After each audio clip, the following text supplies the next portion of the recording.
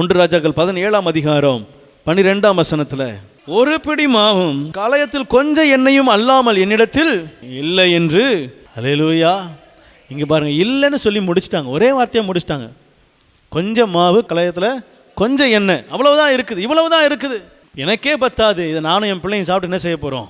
ஆமாம், மடிய போகிறோம், என்னிடத்துல வேறு எந்த ஆடையும் இல்லை. தீர்க்கதரிசி சொல்கிறாரு, அந்த ஒரு பிடி மாவையும் அந்த கொஞ்சம் எண்ணெயும் சுட்டு எனக்கு கொண்டு வான்றாரு. அல்லேலூயா. இதில் பெரிய காரியம் அடங்கியிருக்கு பாருங்க. அவங்களுடைய இருதயம், இவருடைய இருதயம், அவருடைய நிலைமை, இவருடைய நிலைமை, ரெண்டு பேருடைய நிலைமையும் நேர் ஆப்போசிட். பஞ்சம், வறுமை, மரணம். இங்கே இந்த தாயாருடைய இடத்துல, இங்கே கர்த்தருடைய வார்த்தை, இவனுக்கும் பசி, கர்த்தருடைய ஆசீர்வாதத்தின் வார்த்தை, மூன்று இடத்துல இருக்கிறது. இப்போ இந்த பசியை இவன் தீர்த்தாலானா இங்கிருந்து என்ன செய்கிறது? கர்த்தருடைய வார்த்தை வருகிறது. கர்த்தருடைய வார்த்தை வருமானால் இந்த அற்பமாய் எண்ணப்படுகிற இந்த பசியின் காரணங்கள் என்ன செய்கிறதா? ஆமாம், இது பெரிய போராட்டம் அந்த தாயாருக்குள்ள. அவங்க சொல்கிறாங்க, கொண்டு வந்து அவருக்கு கொடுத்துட்டாங்க. அல்லேலூயா. கடைசி நாள் வரைக்கும், எப்போ பஞ்சம் முடிகிற கடைசி நாள் வரைக்கும் அப்பமும் மாவும் எண்ணெய் என்ன செய்யலை, அவங்க வயிற்றில் குறையவே இல்லை. காரணம் என்ன? அவங்க நினச்சது என்ன? இவருக்கு கொடுத்துட்டா நான் எப்படி சாப்பிடுவேன்? இவருக்கு கொடுத்துட்டா என்னுடைய வாழ்க்கை, என் பிள்ளை என்ன ஆகும்?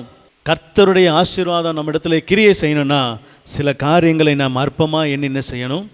விட வேண்டும். அல்லேலூயா. பவுல் சொல்லுகிறான், கிறிஸ்துவை அறிகிற அறிவு நிமித்தமாய் எல்லா ஆசீர்வாதம், எல்லா நன்மையும் நஷ்டமும் குப்பையுமா என்ன செய்கிறேன், எண்ணுகிறேன். அல்லேலூயா. அற்பமானவைகளை கொண்டு ஆச்சரியமானவைகளை செய்த அற்பமான சாப்பாடு. சின்ன வயசில் சாப்பிட்ட சாப்பாடு வயிற்றுல இப்போ இருக்குதா? காலைல சாப்பிட்டதே பெருகுதான் தெரில. என்ன அற்பமான சாப்பாடு, அது எங்கே போகிறது? மறைந்து போகுது. அதில் சும்மா ஒரு 2 சொட்டு, ஒரு 5 சொட்டு உள்ள எனர்ஜி போகுது, அவ்வளவுதானே தவிர மற்றபடி அதில் வேறு ஒரு காரியமும் இல்லை. அற்பமான உணவு, அற்பமான சாப்பாடு. அதை கொடுத்ததினால ஆயுசுக்கும் அதை என்ன செய்கிற கர்த்தர் பெருக பண்ணுகிறவராக இருக்கிறார்.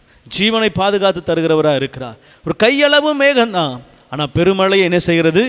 கொண்டு வருகிறது. எல்லார் கண்களுக்கும் அற்பமாய் பார்க்கப்படுகிற மேகம், ஆனால் தீர்க்கதரிசியின் கண்களுக்கோ தேவன் எப்படி பார்ப்பாரோ அப்படி என்ன செய்கிறார்? பார்க்கிறார். அல்லேலூயா. வாழ்க்கையில் கொஞ்சம் ஆசீர்வாதம் இருந்தாலும் அது கர்த்தர் பார்க்கிற வண்ணமாக என்ன செய்யணும்? பார்க்கணும். ஆமென். கர்த்தர் எதிர்பார்க்கிற இருதயம் நம்ம இடத்துல காணப்பட வேண்டும்.